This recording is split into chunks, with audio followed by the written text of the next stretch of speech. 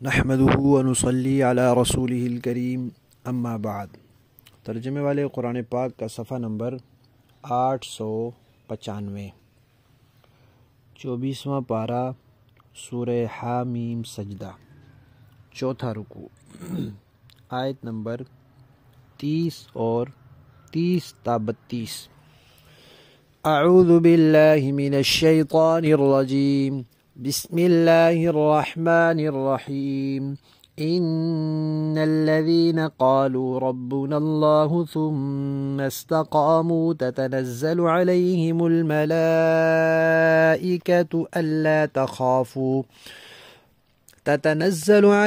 الملائكة ألا تخافوا ولا تحزنوا وأبشروا بالجنة التي كنتم توعدون نحن أولياؤكم في الحياة الدنيا وفي الآخرة ولكم فيها ما تشتهي أنفسكم ولكم فيها ما تدعون نزلا من غفور رحیم۔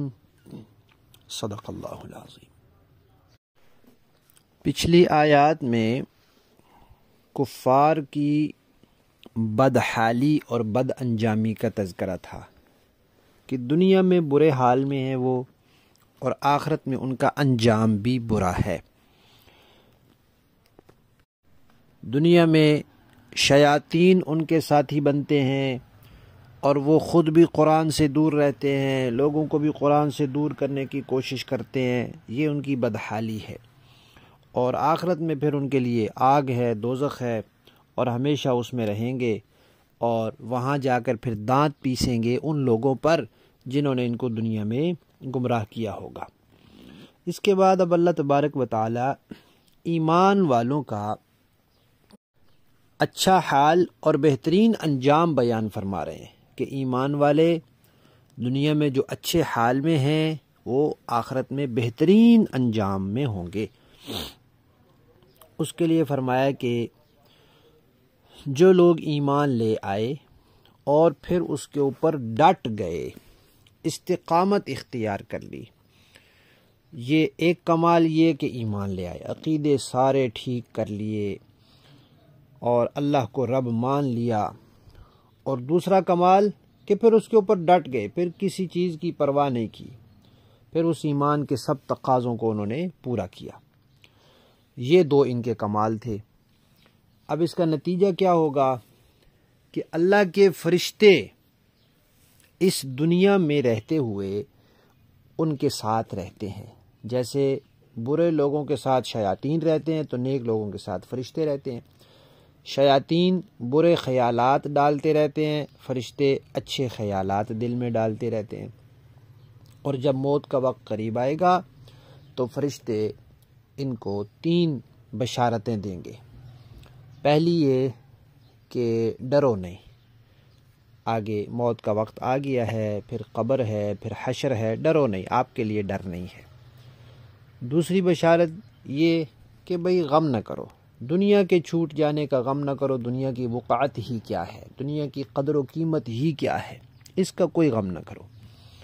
اور تیسری یہ کہ جنت کی خوشخبری لے لو جس کا اللہ نے تم سے وعدہ کیا تھا، تم نے زندگی ایمان اور استقامت کے ساتھ گزاری ہے، لہذا وہ وعدہ پورا ہوگا، اور جنت میں تم جو چاہو گے وہ تمہیں ملے گا۔ فرشتے یہ بھی کہیں گے کہ بھئی دنیا میں بھی ہم تمہارے ساتھ رہتے تھے اور آخرت میں بھی ہم تمہارے ساتھ رہیں گے حتیٰ کہ تم جنت میں چلے جاؤ گے، اور پھر جنت میں جو تمہارے دل میں خیال آئے گا وہ بھی تمہیں ملے گا، اور جس کا تم زبان سے مطالبہ کرو گے وہ بھی تمہیں ملے گا۔ اور یہ مانگنا تمہارا مطالبہ کرنا ایسے نہیں ہوگا جیسے بھیک مانگنے والے مانگتے ہیں، نہیں، بلکہ یہ تمہیں جو کچھ ملے گا وہ اللہ تعالیٰ کی طرف سے مہمان نوازی ہوگی۔ تو انسان کے لیے حکم دیا گیا ہے کہ انسان اپنے مہمان کا اکرام کرے، تو حکم دینے والی ذات اللہ کی ہے، تو جو اللہ کے مہمان ہوں گے اللہ ان کا کتنا اکرام کریں گے۔ یہ ایمان والوں کا بہترین انجام ہے۔ اس سبق میں استقامت کا لفظ آیا ہے۔ استقامت کسے کہتے ہیں کہ بالکل سیدھا چلنا اور سیدھے رستے پر مضبوطی سے قائم رہنا، دائیں بائیں نہ ہونا۔ مراد کیا ہے کہ انسان ساری زندگی اپنے عقائد میں، عبادات میں، معاملات میں، سارے اعمال میں، اخلاقیات میں ان حدود کے اندر رہے جو اللہ تعالیٰ نے قائم کی ہے، اور بالکل سیدھا سیدھا چلتا رہے، اس سے ذرا بھی دائیں بائیں نہ ہو، اور ماحول کے اثرات اس بارے میں قبول نہ کرے۔ تو یہ جو استقامت ہے دین پر، اسلام پر، سنت پر، یہ ہزار کیا لاکھوں اربوں کرامتوں سے بہتر ہے۔ عربی میں کہتے ہیں الاستقامت فوق الکرامہ۔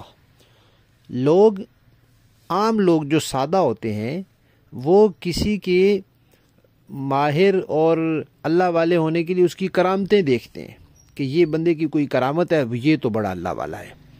حالانکہ استقامت دیکھنی چاہیے کہ اس کا کوئی عمل سنت کے خلاف تو نہیں ہے، اس کا حلیہ، اس کی شکل، اس کا لباس، اس کا اٹھنا بیٹھنا، اس کے طور طریقے، اس کے معاملات، سب سے پہلے تو عقیدہ دیکھنا چاہیے کہ اس کا کوئی عقیدہ اہل سنت کے خلاف تو نہیں ہے، پھر اس کا کوئی عمل نبی پاک اور صحابہ کے خلاف تو نہیں ہے۔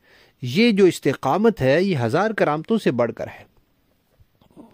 صحابہ کرام رضوان اللہ علیہم اجمعین سارے کے سارے کامیاب ہیں، جنتی ہیں، معیار حق ہیں۔ کس وجہ سے؟ کرامتوں کی وجہ سے نہیں، استقامت کی وجہ سے۔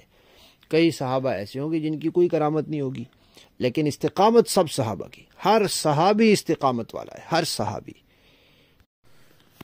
تو ان آیات میں اللہ تبارک و تعالی نے یہ بات ارشاد فرمائی ہے کہ جنہوں نے اللہ کو رب تسلیم کر لیا، ایمان لے آئے، عقیدے ٹھیک کر لیے اور پھر استقامت اختیار کی، تو اللہ کے فرشتے جو ہیں، ایک لفظ یہاں آیا ہے تتنزل۔ تتنزل قرآن پاک میں نزول کے معنی میں بھی آیا ہے کہ اوپر سے فرشتے، آسمانی فرشتے ان کے لیے آتے ہیں، نیچے اترتے ہیں۔ اور تتنزل کا معنی قرآن پاک کا لفظ قرآن پاک میں ساتھ ہونے کے لیے بھی آیا ہے، یعنی اس قسم کے الفاظ قرآن پاک میں شیاطین کے لیے بھی استعمال ہوئے۔ اب شیاطین کو اوپر سے تو نہیں آتے، لیکن وہ زمین میں ہوتے ہوئے کسی انسان کے ساتھ ہو جاتے ہیں۔ اسی طرح لوہے کے لیے بھی آیا ہے۔ اب لوہا کوئی آسمان سے تو نہیں اترتا، زمین سے نکلتا ہے، لیکن وہ انسان کو مل جاتا ہے۔ تو دونوں معنی ہو سکتے ہیں۔ اگر یہ معنی مراد لیں کہ اوپر سے اترتے ہیں تو اللہ آسمان سے فرشتے اتارتے ہیں ایسے لوگوں پر، اور موت کے قریب وہ فرشتے آ کے ان کو تسلی دیتے ہیں، قبر میں وہ فرشتے آ کے ان کو تسلی دیتے ہیں، جب قبروں سے اٹھیں گے پھر وہ فرشتے آ کر ان کو تسلی دیں گے۔ اور اگر معنی مراد نے ساتھ ہونے والا، تو جو زمینی فرشتے ہیں اللہ کے، جن کا کام ہی یہ ہے کہ نیک لوگوں کے ساتھ رہیں، ان کے دل میں اچھے خیالات ڈالیں، ان کی حفاظت کریں، تو پھر یہ وہ فرشتے مراد ہوں گے، اور وہی ہیں جو جن کے بارے میں اگلی آیت میں آیا ہے کہ وہ کہیں گے ان سے کہ دنیا میں بھی ہم تمہارے دوست تھے اور آخرت میں بھی ہم تمہارے دوست ہوں گے۔ لفظی معنی دیکھیے، اِنَّ بے شک، الذین جن لوگوں نے، قالو کہا، ربنا ہمارا پروردگار، اللہ ہے، ثم پھر استقاموا اس کے اوپر ڈٹ گئے، ثابت قدم رہے، مضبوطی سے قائم رہے، سیدھے رہے اور قائم رہے۔ تتنزل اترتے ہیں، علیہم ان پر، الملائکۃ فرشتے، اور وہ کیا کہتے ہیں؟ اللہ تخافوا کہ خوف نہ کھاؤ، آگے تمہارے لیے کوئی پریشانی نہیں ہے، یعنی تمہارے لیے کوئی عذاب نہیں ہے، کوئی سزا نہیں ہے، ولا تحزنوا اور غم نہ کرو دنیا کے چھوٹنے پر، دنیا کی وقعت اور قدر و قیمت ہی کیا ہے، وابشروا اور خوش ہو جاؤ، بالجنہ جنت پر، التی وہ جنت، کنتم توعدون جس کا تم سے وعدہ کیا جاتا تھا، وہ تمہیں مل کر رہے گی۔ نحن وہ فرشتے کہیں گے کہ ہم، اولیاؤکم تمہارے دوست تھے، فی الحیات الدنیا دنیا کی زندگی میں بھی، وفی الآخرہ اور آخرت میں بھی ہم تمہارے دوست ہوں گے، ولکم اور تمہارے لیے فیہا اس جنت میں ما جو کچھ تشتہی چاہیں گے انفسکم تمہارے دل، جو تمہارا دل چاہے گا بس وہ وہاں تمہارے لیے مہیا ہوگا، من چاہی زندگی ہوگی، منہ مانگے چیزیں ملے گی، جو مطالبہ ہوگا پورا ہوگا۔ وَلَكُمْ اور تمہارے لیے فیہا اس جنت میں ما جو کچھ تدعون تم طلب کرو گے سب کچھ ملے گا۔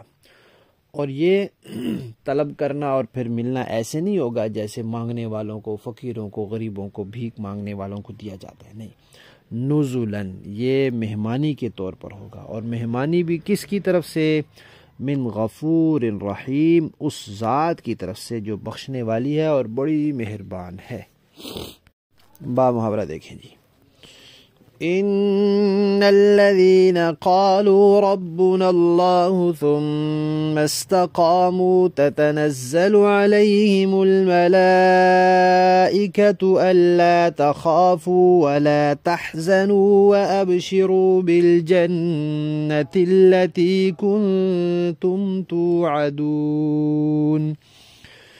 جن لوگوں نے کہا ہے کہ ہمارا رب اللہ ہے، پھر وہ اس پر ثابت قدم رہے، تو ان پر بے شک فرشتے یہ کہتے ہوئے اتریں گے کہ نہ کوئی خوف دل میں لاؤ، نہ کسی بات کا غم کرو، اور اس جنت سے خوش ہو جاؤ جس کا تم سے وعدہ کیا جاتا تھا۔ نحن اولیاؤکم فی الحیات الدنیا وفی الآخرہ، ہم دنیا والی زندگی میں بھی تمہارے ساتھی تھے اور آخرت میں بھی رہیں گے۔ وَلَكُمْ فِيهَا مَا تَشْتَهِي أَنفُسُكُمْ وَلَكُمْ فِيهَا مَا تَدَّعُونَ، اور اس جنت میں ہر وہ چیز تمہارے ہی لیے ہے جس کو تمہارا دل چاہے، اور اس میں ہر وہ چیز تمہارے ہی لیے ہے جو تم منگوانا چاہو۔ نزلا من غفور رحیم، یہ سب کچھ اس ذات کی طرف سے پہلی میزبانی ہے جو بخشنے والی ہے اور رحم فرمانے والی ہے۔ صدق اللہ العظیم۔